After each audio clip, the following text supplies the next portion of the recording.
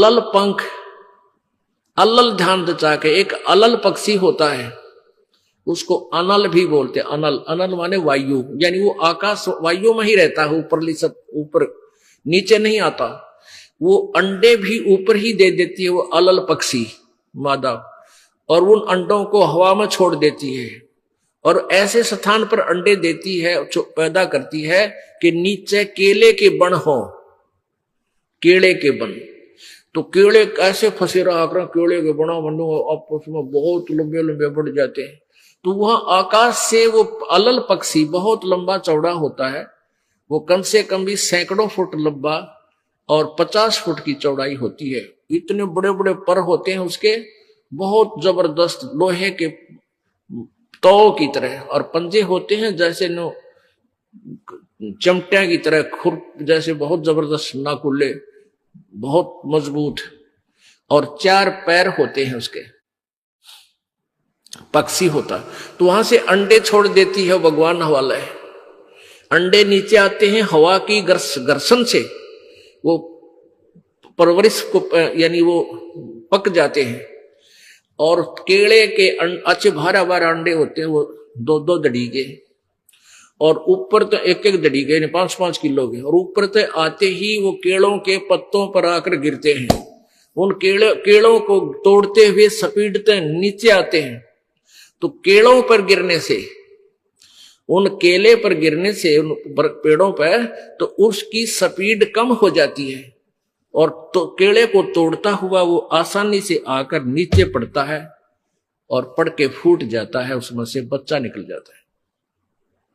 वो बच्चा वहां फिर उस वन में घूमता है, फिरता है, चारा चरता है, और फिर कुछ दिनों में वो उड़ने लग जाता है, यानी परिपक्व हो जाता है, वो प्रफुल्लित हो जाता है, और वो उड़ उड़ कर देखता है, काफी दूर तक उड़ता है, फिर वापस आ जाता है, 1-2 साल तक वही रहता है उस वन में। उन पक्षियों के साथ भी घूमता है, अपने मित्रों के साथ, जो दूसरे पक्षी होते हैं, अन्य जीव जंतुओं के साथ भी घूमता है, लेकिन उनमें उसकी मित्रता नहीं रहती है, क्योंकि उसको पता होता है कि मेरे माता पिता ऊपर हैं, यहां नहीं है। पुण्यात्मा, ये बहुत ही उत्तम ज्ञान है और छुपा हुआ ज्ञान था, ये तत्व ज्ञान है। इसको समझाने के लिए बहुत से उदाहरण आपके समक्ष पेश करने पड़ते हैं, ताकि आत्मा अपने परमात्मा की तरफ आकर्षित हो जाए। आपने कैसे रहना इस संसार में, ये अलल पंखी के, अलल पक्षी के बच्चों की तरह। अब वो यहां आए, यहां आसपास उस वन में पक्षी पशुओं के साथ रह रहे हैं, लेकिन वो एक पल भी वहां जाने को नहीं भूलते कि एक बार हम उड़न जोगे हो जावा, उसी दिन भाग जावांगे यहां से। हम जवान हो जावे तो उसी समय चल पड़ेंगे।